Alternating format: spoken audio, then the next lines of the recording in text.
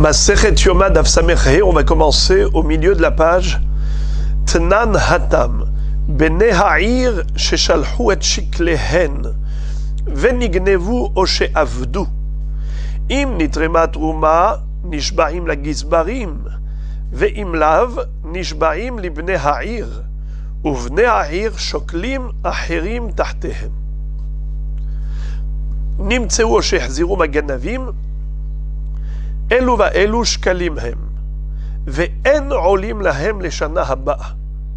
רבי יהודה אומר, עולים להם לשנה הבאה. Cette Mishnah figure dans Masechet Shkalim, et la Gemara l'a citée ici pour poser une question concernant l'opinion de Rabbi Yehuda, celle que nous avions déjà rencontrée dans la Mishnah. Alors, de quoi s'agit-il? On va y aller petit à petit. C'est une Mishnah qui figure dans Masechet Shkalim. Qu'est-ce qu'elle dit? Imaginons Bene Ha'ir, les habitants d'une ville quelconque. Shalhu et Shiklehem. Ils ont pris un shaliach, un émissaire, et ils lui ont donné leur argent, tout le mahatzit shekel de la ville, pour l'apporter au Beth Amikdash à Yerushalayim. Chemin faisant, il y a eu un incident, lequel Nignevu Oshe Avdu. Soit il s'est fait voler, soit il les a perdus. Le shaliach a égaré les pièces de Machatzit HaShekel. Quel est le din? Est-ce que les habitants de cette ville doivent renouveler leur contribution, apporter encore un Machatzit HaShekel, ou bien ils sont quittes? Alors la Mishnah nous dit que ça dépend. Im nitrema hateruma, si dans le Beth Amikdash, comme vous le savez, il y avait ce qu'on appelle la teruma talishka. Il y avait une lishka, une pièce qu'on appelle lishka, où il y avait entassé dedans toutes les pièces de monnaie du Machatzit HaShekel de tout Israël. Et 3 fois par an, le Kohen rentrait à l'intérieur de cette lishka avec 3 coupottes sur lesquelles il y avait écrit Aleph, Bet, Gimel, et il allait remplir ces 3 coupottes. À quoi ça allait servir? À l'achat des corbanotes. L'acquisition des sacrifices communautaires se faisait avec cet argent. À quel moment précisément il allait faire cette terouma, ces prélèvements? Alors 2 semaines avant Pessah, 2 semaines avant Shavuot, 2 semaines avant Sukkot. C'est comme ça que le Kohen allait s'approvisionner en argent en prélevant du Machatzit HaShekel qui était dans la lishka. Alors, il faut le savoir que si quelqu'un a envoyé le Machatzit HaShekel, ou il a l'intention de l'envoyer, mais il n'a pas eu encore le temps d'arriver jusqu'à Yerushalayim, au moment où le Kohen va prélever de l'argent, terouma ça veut dire prélèvement, il va prélever de l'argent de la lishka, eh bien ce sera au profit de tout Israël. Même ceux qui n'ont pas eu encore le temps de faire parvenir leur argent, mais étant donné que ils ont l'intention de le faire, ou ils ont même commencé à le faire, c'est comme si l'argent était arrivé à Yerushalayim, il était dans la lishka, et que le Kohen, quand il prenait de l'argent au profit de tout Israël. C'est comme si l'argent était déjà déposé ici. On ne va pas dire que le korban a été acheté qu'avec les pièces de monnaie de X, Y, Z. Pas du tout. C'est l'argent du tzibour, c'est l'argent de la nation. Et tout le monde est quitte avec l'argent de ce tzibour, de cette lishka. Mais évidemment, il faudra apporter sa contribution, tôt ou tard. Alors on dit comme ça. Imaginons, les habitants de la ville ont envoyé le Machatzit HaShekel par un shaliach. Le shaliach s'est fait voler, ou il a perdu les pièces. Mais quand est-ce qu'il s'est fait voler? 2 hypothèses. Soit avant que le Kohen ait prélevé Terumat Alishka, soit après la Terumat Alishka. Ça change tout. Si par exemple, on savait quel jour le Kohen a fait la Troumat Alishka, Et on sait quel jour l'argent a été volé. Alors, soit avant, soit après Troumat Alishka. Ça change tout. Si la Troumat Alishka avait déjà eu lieu, alors c'est comme si cet argent avait déjà atteint sa destination.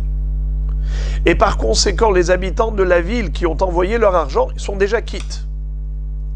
Ils n'auront pas besoin d'apporter une nouvelle fois le Machatzit HaShekel. Car leur argent, c'est comme s'il est déjà arrivé au Beth Amikdash.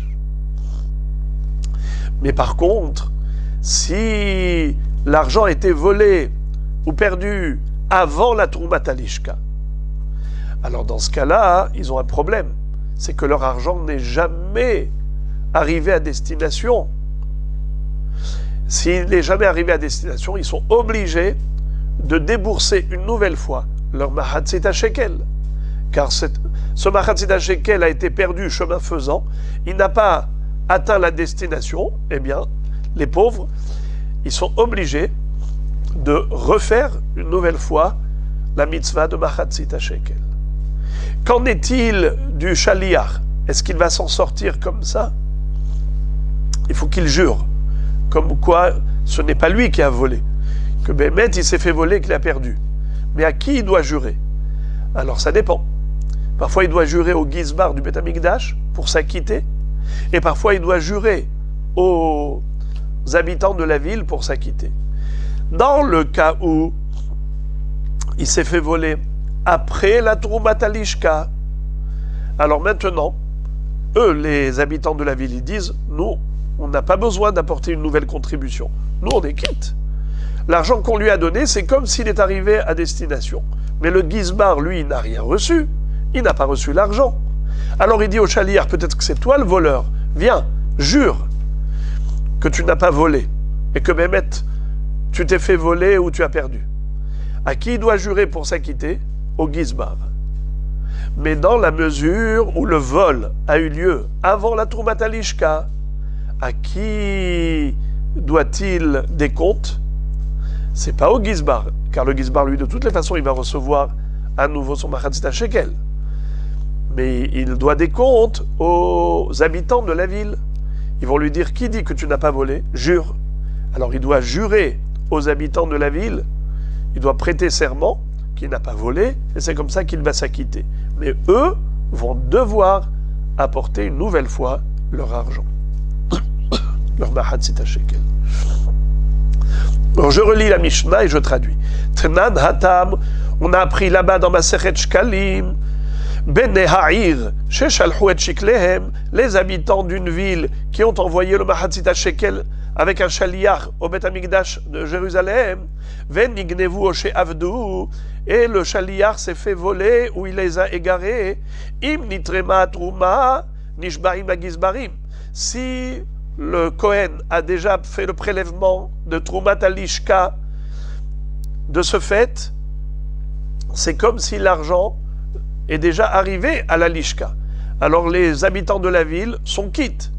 Qui est-ce qui va réclamer des comptes? C'est le Gizbar. Il va dire au Shaliach, mais peut-être c'est toi le voleur. Moi, je n'ai pas reçu l'argent. Alors c'est peut-être toi le voleur. Jure. Alors il doit jurer au Gizbar et il s'acquitte.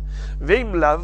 Et si la Teroumat Alishka n'a pas eu encore lieu, alors, étant donné que les habitants de la ville vont devoir apporter une nouvelle fois le Machatzit HaShekel, ils réclament des comptes au Shaliach. Ils lui disent, peut-être c'est toi le voleur. Nishbarim libnei ha'ir. Alors là, il doit jurer aux habitants de la ville pour s'acquitter vis-à-vis d'eux, comme quoi il n'a pas volé, et que malheureusement, ce sont eux les perdants, ils vont devoir apporter une nouvelle fois Machatzit HaShekel. Ou bnei ha'ir shoklim acherim tahtehem. Ils apporteront leur Machatzit HaShekel à la place des premiers qui ont été volés. Maintenant, la Mishnah nous parle du cas suivant. Nimtseu, o shehziru maganavim. Imaginons par exemple les voleurs sont venus et ont restitué l'argent de Machatzit HaShekel. Ou, c'était égaré, on a retrouvé les pièces. Qu'est-ce qu'on va faire? D'une part, eux, ils ont déjà apporté le deuxième Machatzit HaShekel en remplacement du premier. Mais maintenant, ils ont retrouvé le premier. Quel est le statut de ces pièces qu'ils ont retrouvées? Elu va elu shekalimhem. Que ce soit les premiers qui ont été retrouvés ou les deuxièmes qui ont été envoyés, les deux ont un statut de mahatzit à shekel. Il reste kadosh. Ve'en olim lahem leshana haba. Seulement, ils ne pourront pas s'acquitter pour l'année prochaine en disant, tu sais quoi Gizbar, voilà, puisque maintenant on a les deux mahatzit à shekel, alors on voudrait te donner par anticipation pour l'année prochaine. Mahatzit à shekel de cette année et le mahatzit à shekel pour l'année suivante. Eh bien non. Ils ne pourront pas s'acquitter pour l'année suivante. Rabbi Yehuda Omer, Olim lahem leshana haba. Rabbi Yehuda pense que oui. Le mahatzit à shekel qu'on a retrouvé peut servir pour le mahatzit à shekel que l'on doit l'année suivante. Et ils pourront s'acquitter ainsi. La Gemara demande Maïtama de Rabbi Yehuda. Pour quelle raison Rabbi Yehuda considère que le mahatzit à shekel qui a été retrouvé, qui est kadosh, peut servir pour l'année suivante? Amar Rava. Rava donne l'explication suivante. Il dit Kasava Rabbi Yehuda Chovot shel shanazo kerevot le shana haba'a. Les obligations de cette année sont valides et valables pour l'année suivante.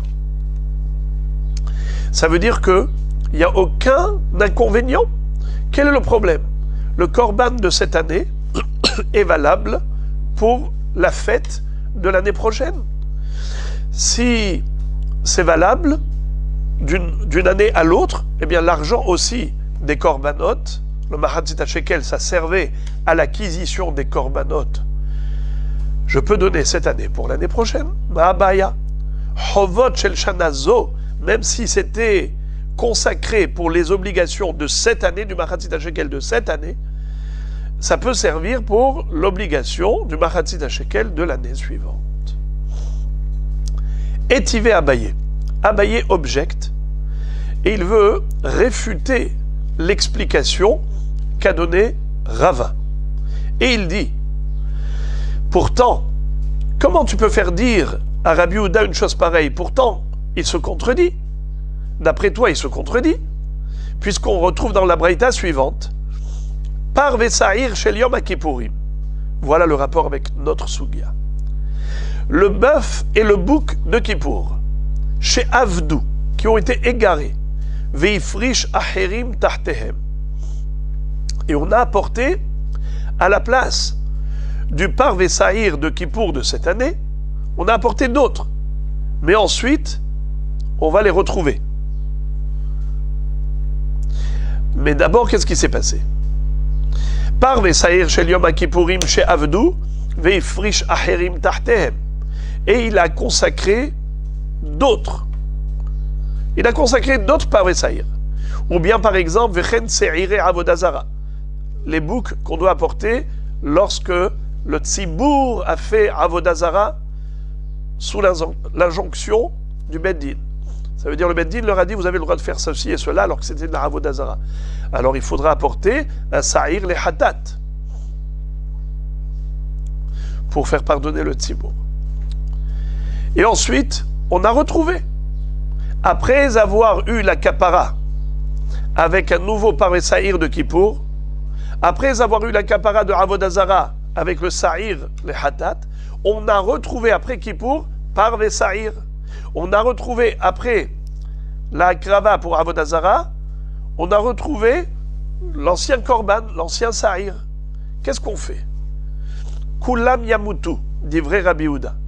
Rabbi Yehuda dit il faut les enfermer et les laisser mourir naturellement. Ils vont mourir de faim. Rabbi El-Hazar et Rabbi Shimon Omrim ir'u ad sheista'avu ve'imachuru ve'iplud mehem lindava. Mais Rabbi El-Hazar et Rabbi Shimon disent que non. On n'a pas besoin de les tuer. C'est dommage. On les envoie au pâturage et ils vont paître. Et à un moment donné, ils auront un défaut. Quand ils vont subir un défaut, alors ils ne sont plus sacrifiables. On va les vendre et récupérer l'argent pour la Nedava. Il y avait une coupa dans le Beth Amikdash où il y avait écrit Nedava, ça servait au Nidvat Tzibour. Quand le Misbeach était en chômage technique, alors on utilisait cet argent pour acheter des korbanot Nedava chez le Tzibour. Quel est l'objet de la mahloket entre Rabbi Yehuda et Rabbi Elazar et Rabbi Shimon? C'est que Rabbi Elazar et Rabbi Shimon dit, étant donné qu'on parle ici de Hatat chez le Tzibour, il n'y a pas le din de Hataot Ametot. On connaît le din de Hataot Ametot. Il y a 5 sortes de korban Hatat que lorsqu'ils ont été disqualifiés, on les enferme et on les laisse mourir.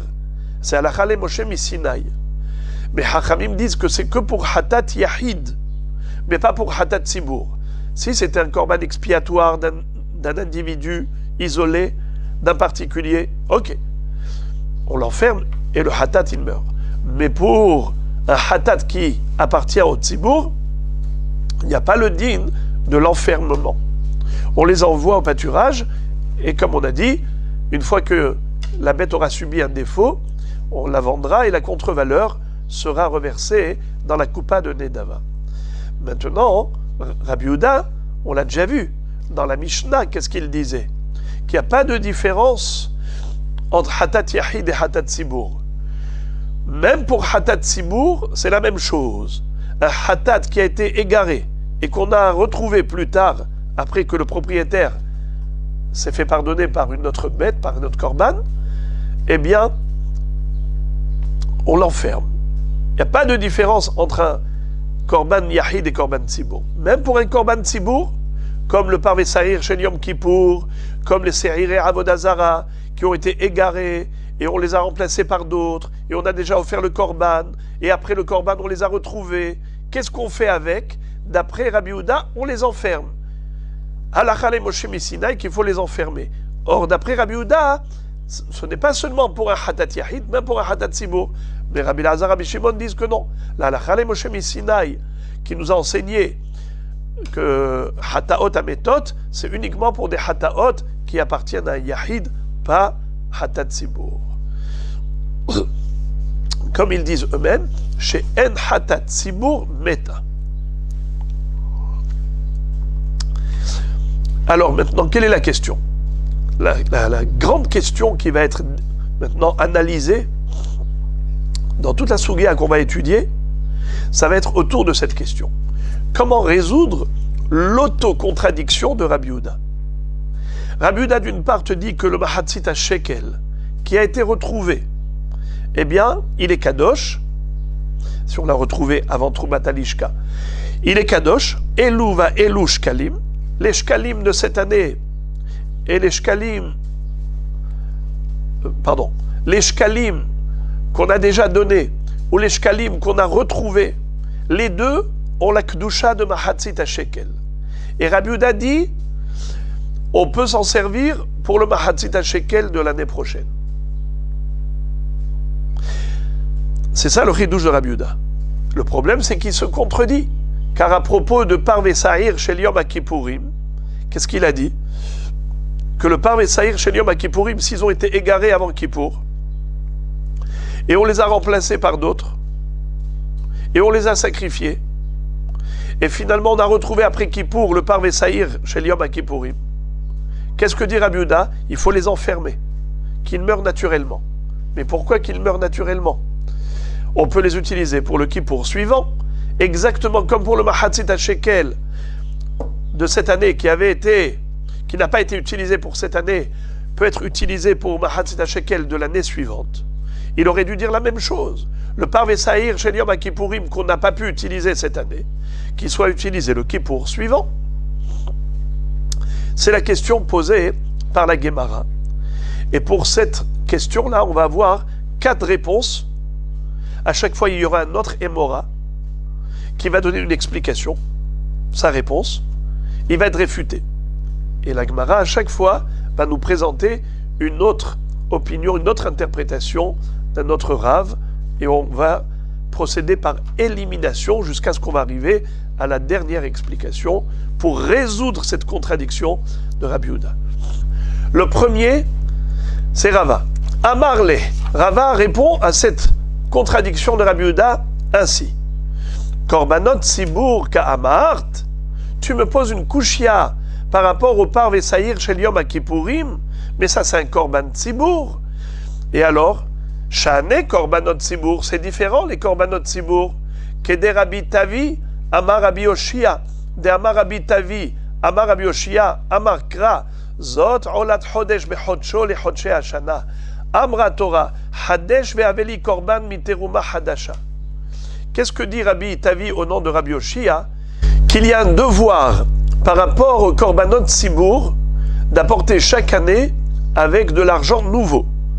Comme on le sait, que les gens apportaient mahatzit à shekel, et chaque année, l'argent était nouveau. Depuis Rosh Chodesh Nissan jusqu'au Rosh Chodesh Nissan suivant, l'argent qu'on utilisait pour l'acquisition des korban tzibour, c'était de l'argent nouveau qu'on avait récolté pendant ce mois de Hadar.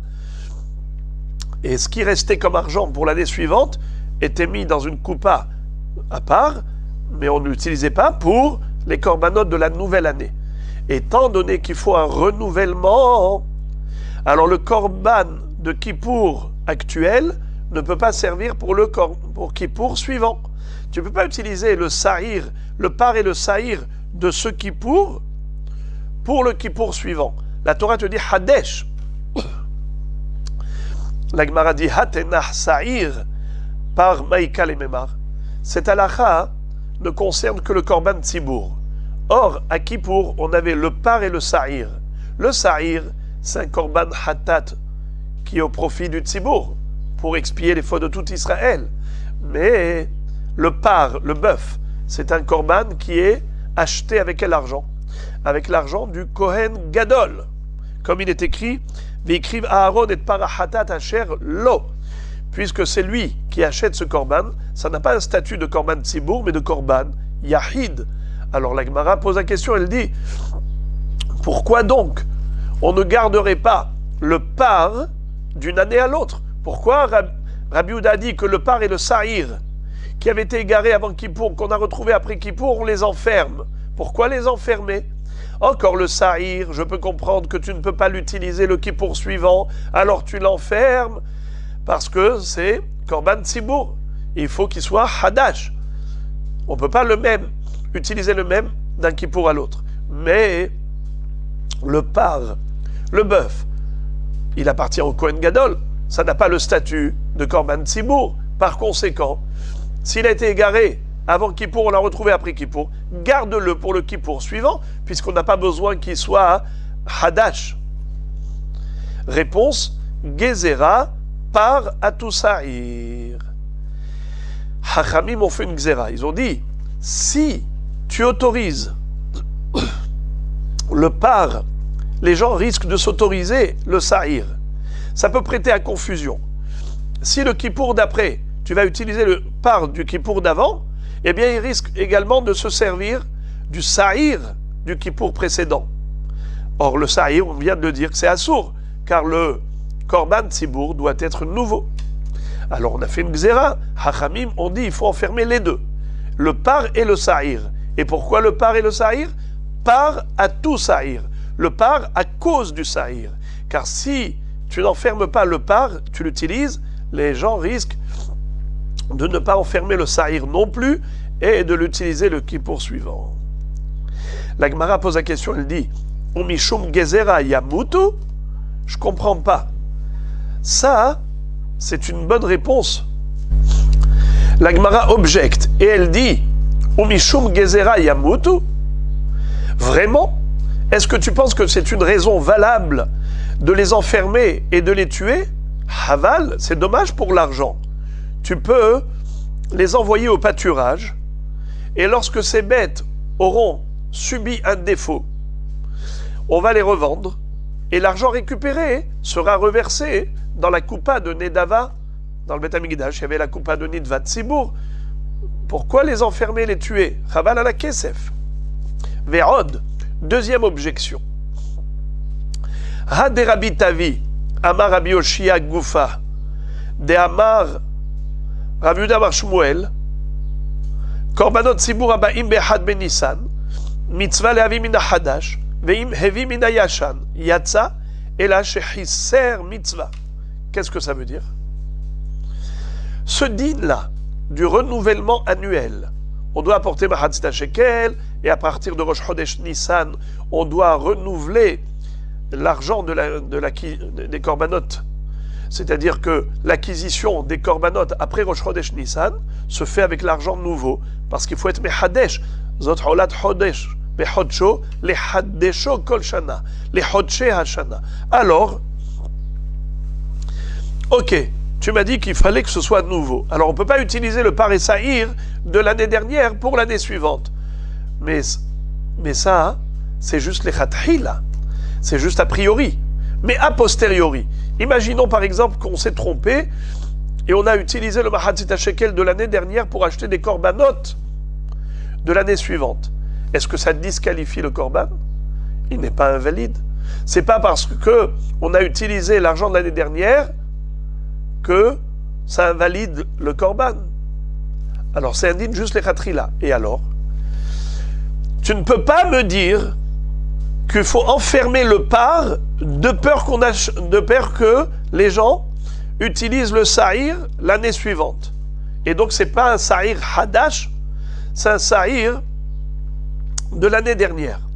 Et pour un korban tzibour, il faut que ce soit hadash. D'accord, il faut que ce soit hadash. Mais Bedi Avad, s'il avait pris ce sahir de l'année dernière, il a sacrifié qui pour prochain. Est-ce que ça invalide le korban? Non.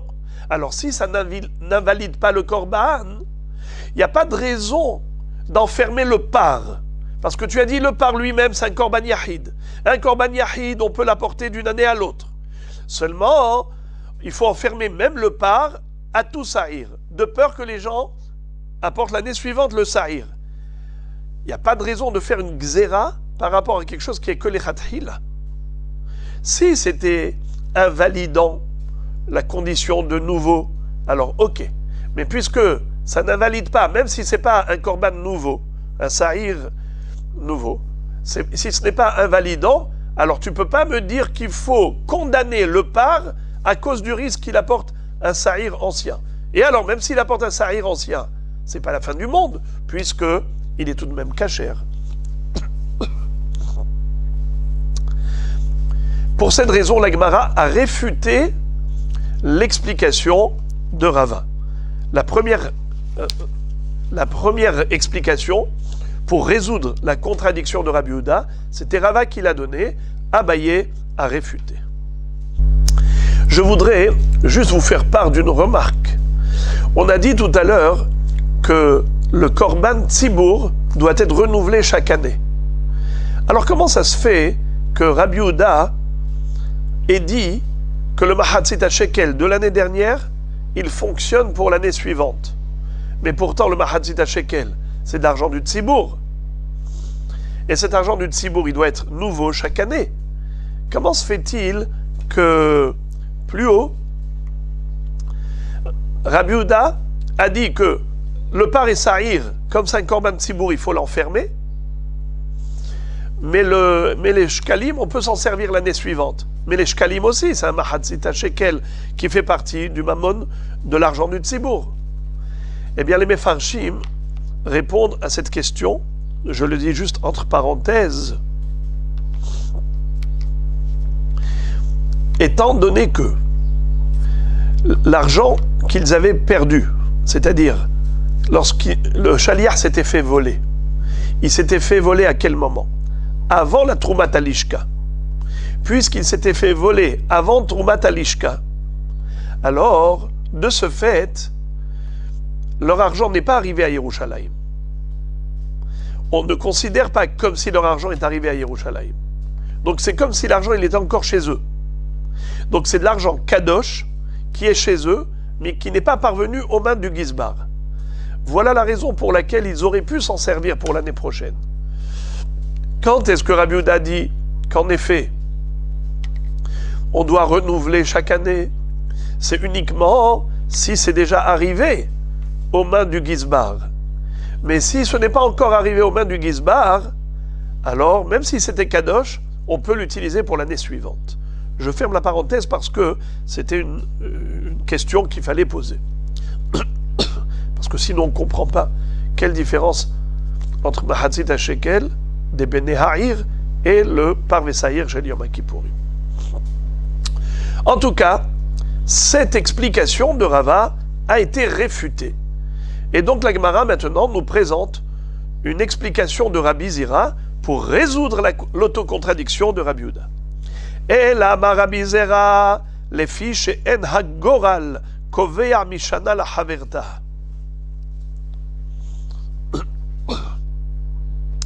Rabbi Zera nous dit que le problème du Parve Saïr de ce Kippour, pourquoi on ne peut pas l'utiliser le Kippour suivant, c'est parce que tout simplement il y a un din de Goral. Et il faut que ce soit le Goral de cette année et pas le Goral de l'année dernière.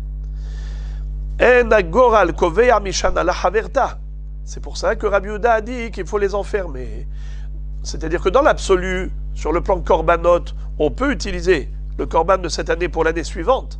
Alors pourquoi il a dit qu'on ne peut pas utiliser le Parve Saïr d'un Kippour à l'autre? C'est un problème de Goral. Le Goral de cette année ne peut pas servir au Kippour suivant.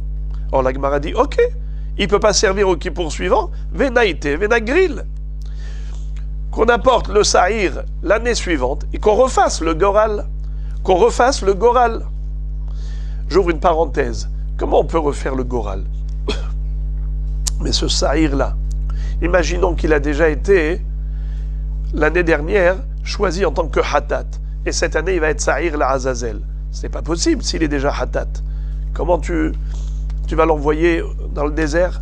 Ou l'inverse, s'il était Saïr la Azazel, comment tu vas cette année en faire un Hatat Lachem? On peut dire plusieurs choses. Je peux essayer de donner 3 réponses, mais ça n'engage que moi. Première réponse, c'est qu'on faisait à nouveau le Goral, mais il fallait qu'il corresponde au Goral de l'année dernière. Que celui qui avait été choisi l'année dernière, Hatat, il fallait qu'il reste Hatat. Et l'autre, Azazel. Mais si en effet, le Goral de cette année contredisait le Goral de l'année dernière, alors il fallait rester sur le Goral de l'année dernière. Mais au moins, il fallait se donner une chance. C'était hypothétique. Dans l'hypothèse où le Goral ne correspondait pas, puisque le Hatat était Hatat et Azazel était Azazel, on ne pouvait pas le changer. Première explication possible. Deuxième explication, c'est que c'est ça la force du Goral. Le Goral de l'année suivante peut annuler le Goral de l'année précédente. Peut-être que c'est, même s'il était déjà Hatat Lachem, mais grâce au Goral, puisque le Goral c'est Mina Shamaim, ce Goral-là allait métamorphoser le statut de ces deux, même si l'un était Hatat, il pouvait devenir Azazel, un était Azazel, il peut devenir Hatat, éventuellement. Ou troisième explication plus subtile, c'est qu'étant donné que d'après Rabbi Yehuda, il y a un din de Hatat Shemetu Ba'aleha, Hataot Ametot, Hataot Ametot. Normalement, un korban qui a été égaré, qui a été remplacé, lorsqu'on le retrouve, on doit l'enfermer.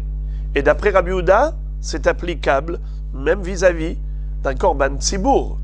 Alors peut-être que, étant donné que ce Parve Saïr, logiquement, ils auraient dû être enfermés, donc ça veut dire condamnés à mort. C'est comme s'ils ont rendu l'âme et ils ont ressuscité. Ça veut dire qu'ils ne conservent plus le statut de Hatat et de Azazel comme l'année dernière.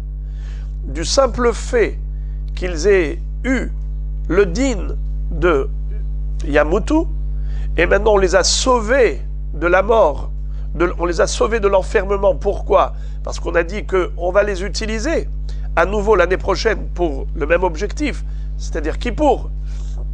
Alors, étant donné qu'ils passent par une transition de condamnation à mort, et ensuite ils ont été sauvés de la mort, alors peut-être que cela même, ça leur enlève le statut de l'année dernière pour leur donner la possibilité d'obtenir un nouveau statut. C'est-à-dire que celui qui était Hatat, il peut être la Azazel, celui qui est Azazel, il peut être Hatat. C'est ça les 3 svarot que je peux proposer pour essayer de répondre à cette question. Comment se fait-il que la Gemara nous propose de faire un Goral l'année suivante à nouveau? Ok, alors on a compris. Pourquoi Rabbi Yehuda, a dit qu'il fallait les enfermer et ne pas les garder l'année suivante, il a dit parce que le goral de l'année dernière n'est pas suffisant pour l'année suivante. Alors la Gemara demande Venagril, eh bien on n'a qu'à refaire un goral le Kippour d'après. Quelle va être la réponse? Gezera, Shema Yomru, a goral kovea mishana lehaverta. Pourquoi Rabbi Yehuda n'a pas proposé de refaire un goral l'année suivante? C'est parce qu'il y a un risque, que ça peut prêter à confusion. Les gens ne sont pas tous présents au moment du goral. Et de ce fait, si on va dire aux gens qu'on a utilisé le bœuf et le bouc de l'année dernière, ils vont croire que le par et sa'ir de cette année ont été fixés par le goral de l'année dernière. Ils ne vont pas comprendre qu'on a refait un goral. Et donc ils vont déduire de là une halakha fausse. C'est la raison pour laquelle il ne faut pas prendre de risque.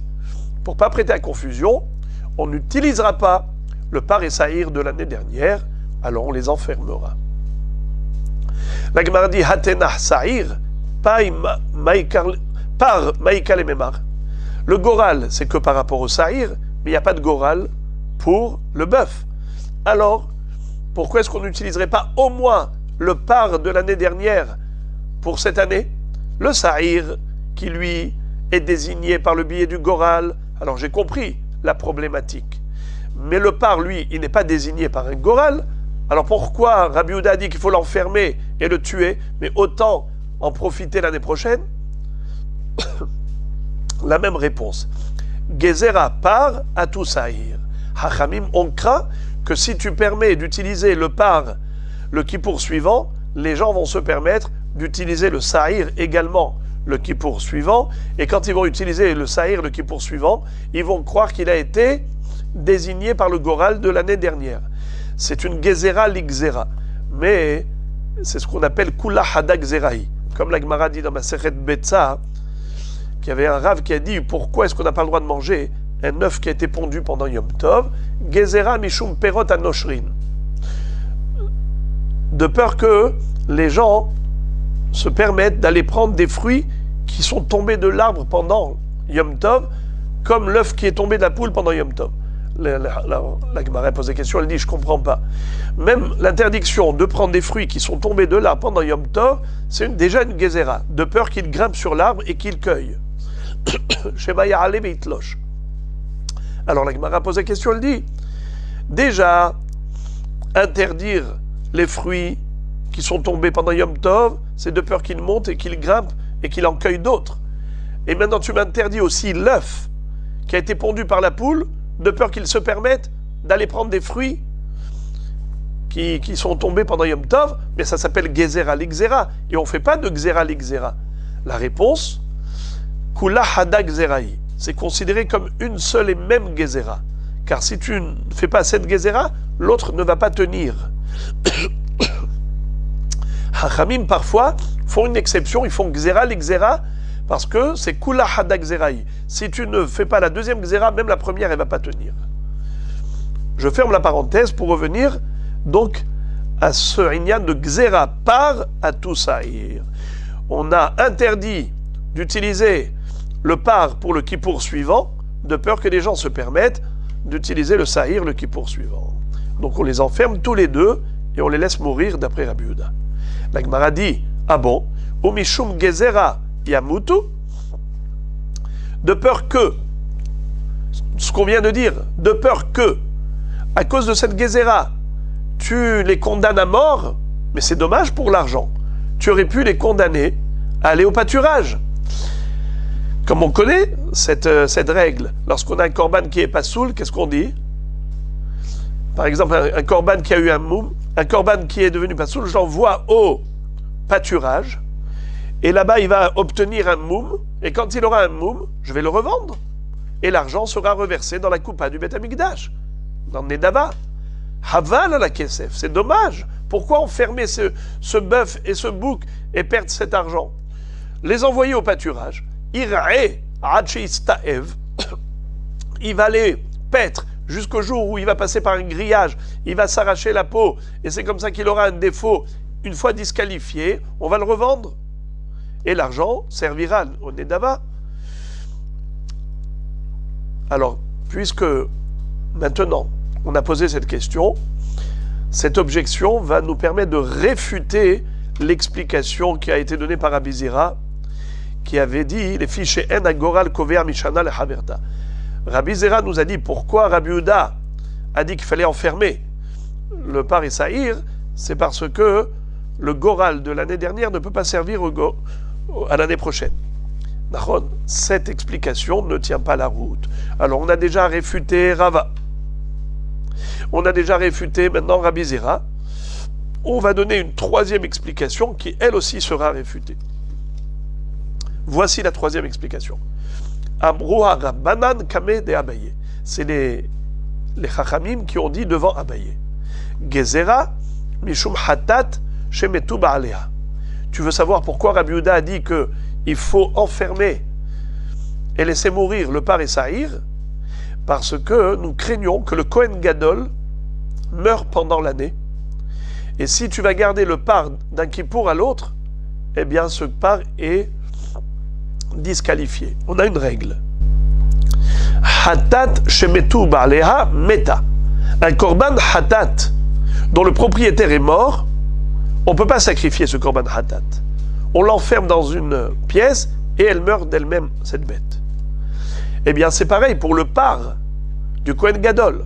Imaginons que le Kohen Gadol décède durant l'année. Et nous, qu'est-ce qu'on a fait? On a gardé le par de l'année dernière pour le kippour suivant. Mais si on l'utilise le kippour suivant, que va-t-il se passer?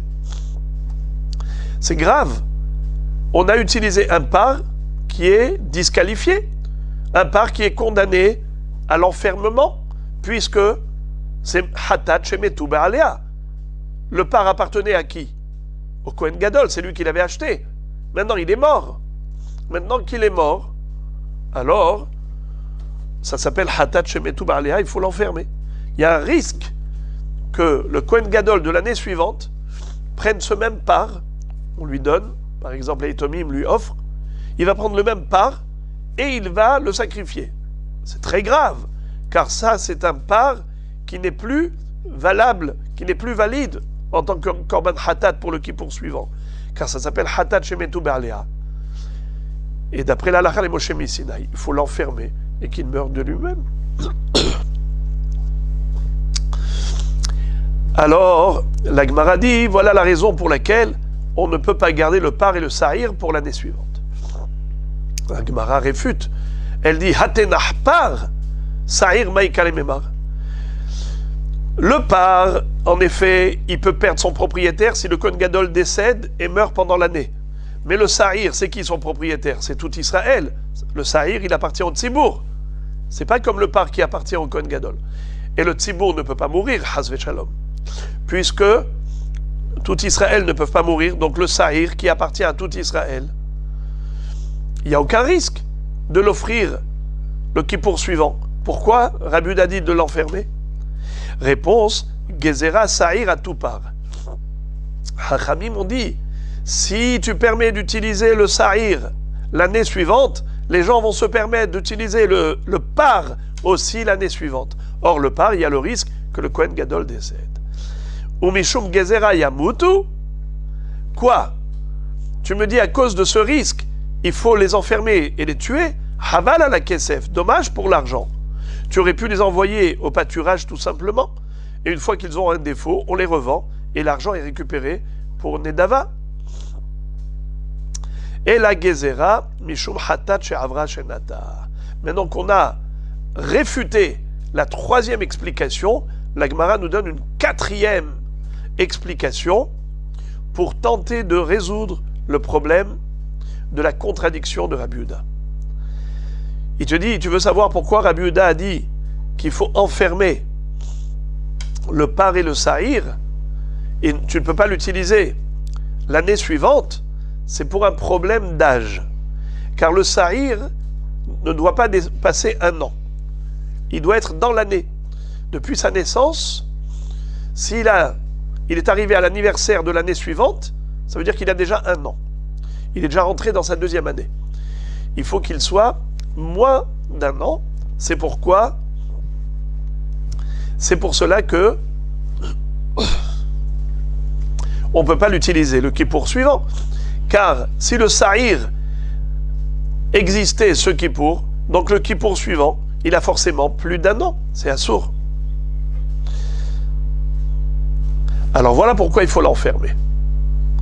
Gzera, pardon. Gzera mishum hatat she'avra shenata. Comment la Gemara s'exprime? Elle n'a pas dit comme j'ai dit. Parce que l'année suivante, il aura 12 mois. La Gemara dit Gzera, de peur que le bouc d'un Kippour à l'autre grandisse et qu'il ait l'âge d'un an et que on le sacrifie malgré tout. Voilà pourquoi il faut l'enfermer pour ne pas l'utiliser, de peur qu'on utilise un sa'ir qui a plus d'un an. La Gemara dit Gzera, Higufa hatat she'avra shenatai. Pourquoi tu emploies le terme Gzera? Gzera, ça veut dire de peur que.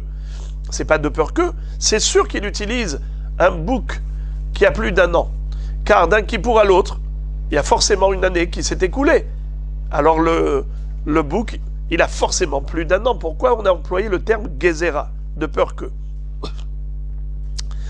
La Gemara donne une réponse extraordinaire, fabuleuse.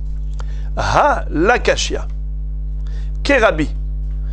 Ça, ce n'est pas une question, car il se peut que Rabbi Yehuda, il pense comme Rabbi. Et Rabbeinu Akadosh, Rabbi, qu'est-ce qu'il dit? Il est en mahloket avec les Hachamim concernant le din de Bater Arei Homa. Vous savez qu'est-ce que c'est que Bater Arei Homa? La Torah nous dit que, généralement, jusqu'au Yovel, le bien immobilier reste chez son propriétaire, mais au Yovel, il est restitué à son ex-propriétaire, au vendeur. Mais qu'en est-il d'une maison qui se trouve dans une ville entourée de murailles depuis Yoshua bin Nun? Bater Arei Homa. Eh bien, ces villes-là, elles ont un din spécial. Toutes les maisons qui sont vendues à l'intérieur de ces villes, il y a une année de rétractation possible. Pendant un an, le vendeur peut voir l'acheteur et lui dire « Tiens, l'argent, rends-moi ma maison. » Mais après une année, « Ad melotlo shana temima » une fois que c'est écoulé une année entière, ça y est. Désormais, cette maison va rester la propriété de l'acheteur ad vitam aeternam. Il n'y a pas de restitution au Yovel. C'est le din spécial de Bater Arei Homa. Selon ce din, qui consiste à dire que le mocher, le vendeur, a une possibilité de racheter sa maison pendant l'année qui suivait la transaction commerciale, la vente. Jusqu'à quand il peut se racheter? La Torah nous dit Ad melotlo shana temima, jusqu'à ce que s'écoule une année entière. Alors là, d'après Rabbeinu Akadosh, Tanya shana temima moné shlosh meot veshishim bahamisha yom keminyan yemot ahama. Dit vrai Rabbi. D'après Rabbi, c'est quoi une année entière? C'est 365 jours, c'est-à-dire une année solaire. Vous savez qu'il y a une différence de 11 jours entre l'année solaire et l'année lunaire. Car l'année lunaire, elle est que de 354 jours. Puisque nous avons 12 mois pleins de 30 jours et 12 mois creux de 29 jours. 6 mois creux et 6 mois pleins. 6 fois 30, 180. 6 fois 29, 174. 180 et 174, ça fait 354. Donc, une année lunaire, elle est de 354 jours. Tandis que l'année solaire, elle est de 365 jours et 6 heures. Donc, l'écart, il est de 11 jours et 6 heures. C'est pour ça qu'on fait un deuxième Adar, parce que tous les 3 ans, on a plus de 33 jours d'écart. Quand on rajoute un deuxième Adar, ça remet au diapason l'année solaire et l'année lunaire par rapport aux saisons, pour que les fêtes juives tombent durant les mêmes saisons. Alors maintenant, on dit comme ça. D'après Rabbi, qu'est-ce qu'on appelle une année pour Bater Arei Homa? 365 jours. Que ce soit une année Merouberet ou une année Pshuta, avec un deuxième Adar ou pas, ça ne change rien. On compte en fonction du soleil pour les Bater Arei Homa. Tandis que pour Hachamim, ils disent non, on compte par rapport à l'année lunaire, 12 mois. Et lors d'une année embolismique où on a 2 Hadar, ça fait qu'il y a 13 mois, eh bien l'année ne s'écoulera qu'à la fin du 13e mois. Qui est gagnant? Le vendeur. Nit'abra la mocher, dans le sens où le vendeur, il a encore 1 mois supplémentaire, puisqu'il a le 13e mois pour pouvoir se rétracter. Alors que Rabbeinu Akadosh dit que non. Quand la Torah nous parle de Shana, c'est Shana de 365 jours. Alors maintenant, on va comprendre. D'après Rabbi, quand la Torah nous dit que le bouc doit être âgé de moins d'1 an, c'est-à-dire 1 an moins 1 jour, qu'est-ce qu'on appelle 1 an? Est-ce que c'est 365 jours depuis sa naissance? Ou bien est-ce que c'est 354 jours depuis la naissance? D'après Rabbi, c'est 365 jours. Alors on comprend qu'il est possible que d'un kippour à l'autre, le bouc n'ait pas encore 1 an. Car au niveau de son âge, c'est 365 jours. Mais d'un kippour à l'autre, on n'a que 354 jours.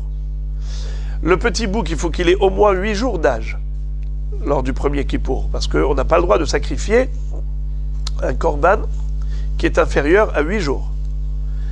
Alors, 8 jours plus 354, ça fait 362. On n'a pas encore 365. Donc il est possible que le bouc de l'année dernière soit encore valide le kippour suivant. Parce qu'il n'a pas encore l'âge d'1 an. Car selon Rabbi, pour qu'il soit âgé d'1 an, il faut que ce soit écoulé 365 jours depuis sa naissance. Donc voilà comment est-ce possible de parler bichlal d'un sa'ir qui soit cachère. Alors pourquoi est-ce qu'on Bémet, Rabbi Yehuda dit qu'il faut les enfermer? Autant s'en servir. Gzera, de peur qu'il utilise. Gzera, mishum hatat she'avra shenata, de peur qu'il utilise un sa'ir qui a plus de 365 jours. Car si une fois tu dis oui, ok, c'est bon le sa'ir, c'est bon. Le sa'ir, il a moins d'1 an, c'est cachère. Mais après, les gens vont s'habituer à utiliser un sa'ir de kippour dernier pour le kippour suivant. Ils vont oublier la halakha qui dit que si avra shenata, ce n'est pas cachère. Voilà pourquoi, même si le sa'ir, il a moins d'1 an, d'après Rabbi, il a moins de 365 jours, tu l'enfermes. Tu n'utilises pas le kippour suivant. Car un jour, ça peut prêter à confusion et il risque d'utiliser un sa'ir chez avra shenata.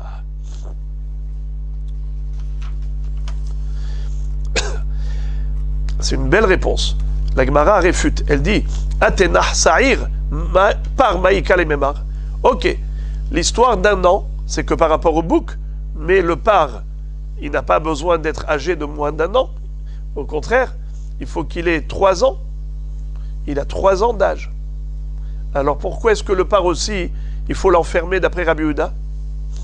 Garde-le pour le kippour suivant. Réponse, la même réponse. Gezera par à tout sa'ir.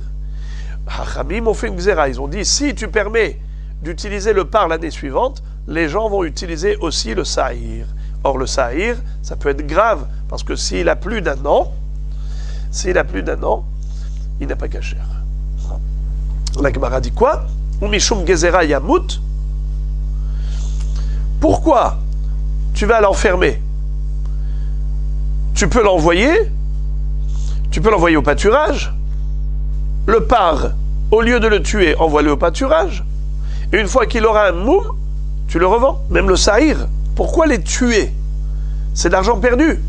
Envoie-les au pâturage, et une fois qu'ils ont un défaut, l'argent sera récupéré. Vérod, même par rapport au sa'ir, on a une règle générale. Hatat she'avra shenata l'ir'iya azla.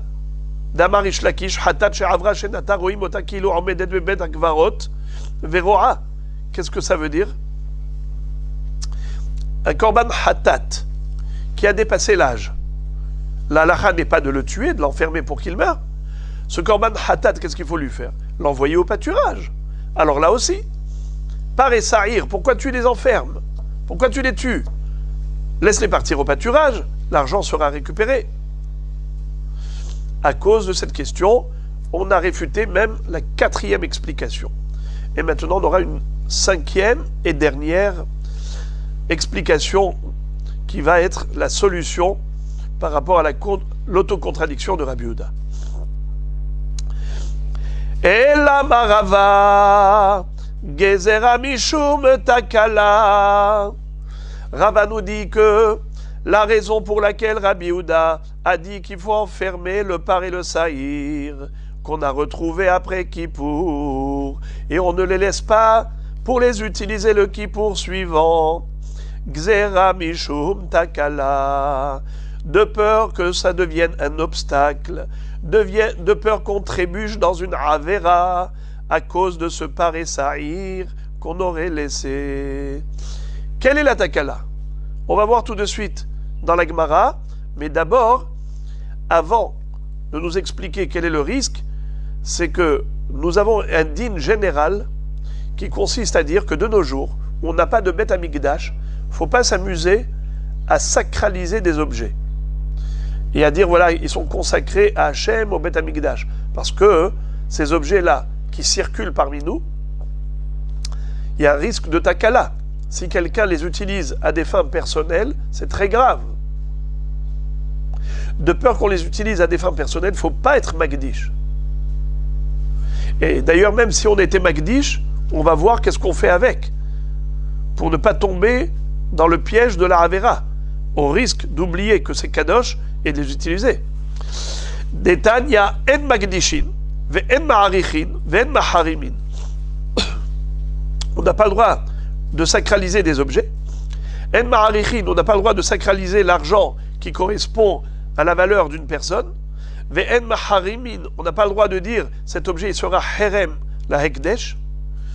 Bazeman azé, en cette période où le Beth Amikdash n'est pas encore reconstruit, de peur que les gens l'utilisent à des fins personnelles, et donc ce sera une merila, c'est une profanation du sacré.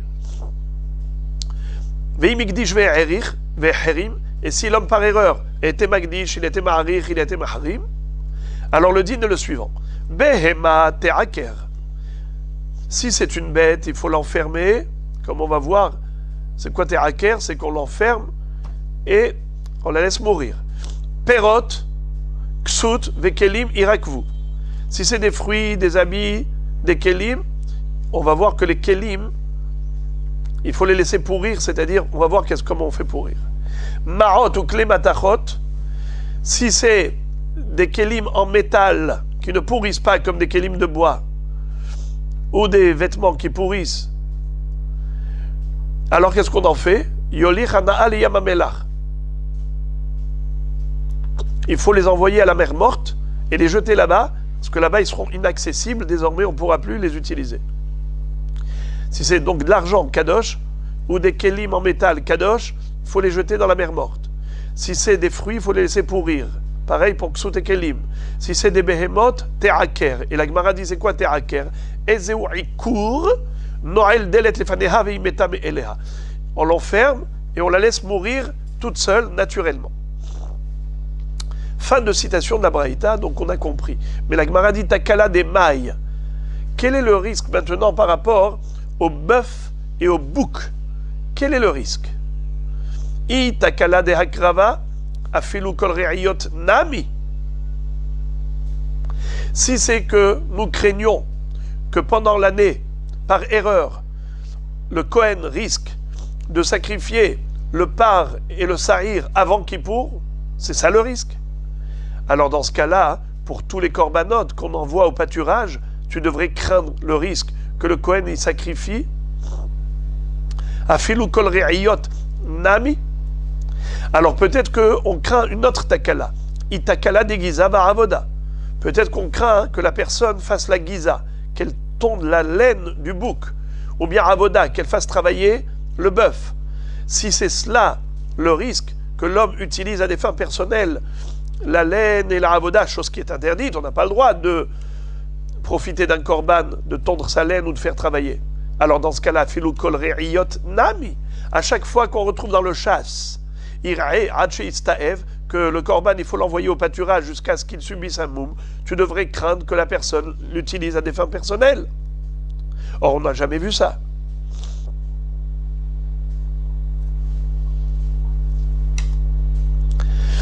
Alors, la Gemara de répondre. Les olam takala de hakrava. Mais ici, on parle de la takala de korban. C'est-à-dire que le Kohen risque d'utiliser la bête comme korban avant Kippour, et non pas comme korban pendant Kippour, le Kippour suivant. Voilà pourquoi on les enferme et on les tue, parce que nous craignons que le Kohen l'utilise pour un korban avant Kippour. Ah, mais on avait dit que dans ce cas-là, alors à chaque fois tu dirais la même chose. Voilà la différence entre le paré saïr et les autres corbanotes.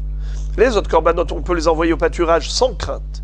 Mais le paré saïr, tu ne peux pas les envoyer au pâturage. Pourquoi? Hanach de la benehakravaninhu lotarid behu. Har de batakravayi taridba. Les autres corbanotes, étant donné qu'ils ont été disqualifiés, on les envoie au pâturage ad vitam aeternam, on n'y pense plus.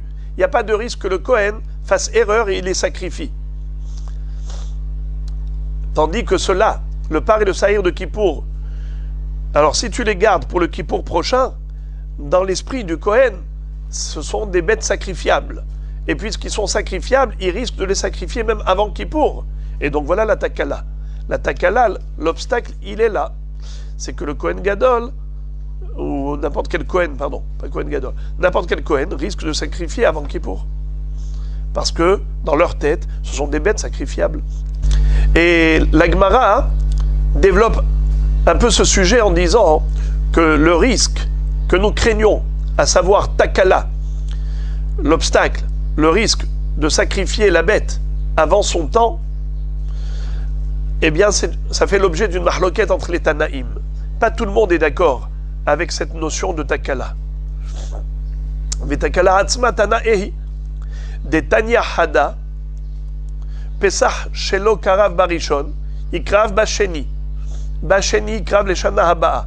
Betania Idar, Lo Ikrav. Maïlav Betakala Pelige. La Gemara, en fait, elle n'est pas certaine, elle n'est pas sûre et certaine que ce Inyan de Takala, ça fait l'objet d'une mahloket entre les Tanaïm. Mais elle propose d'expliquer la mahloket entre deux baraïtot à propos du Korban Pessah de cette manière. En disant que une braïta tient du problème de Takala et l'autre braïta ne tient pas compte du problème de Takala. Regardez ça. Il y a une braïta qui dit, si on avait un agneau pascal, Pessah, Shelo Karav Barishon. Par exemple, le Korban Pessah, l'agneau pascal, il a été égaré. Et donc le 14 Nissan, on a dû le remplacer par un autre agneau. Et ensuite, on a retrouvé le premier. Ikrav Basheni, il pourra être utilisé pour quelqu'un qui a besoin d'un Pessah Sheni.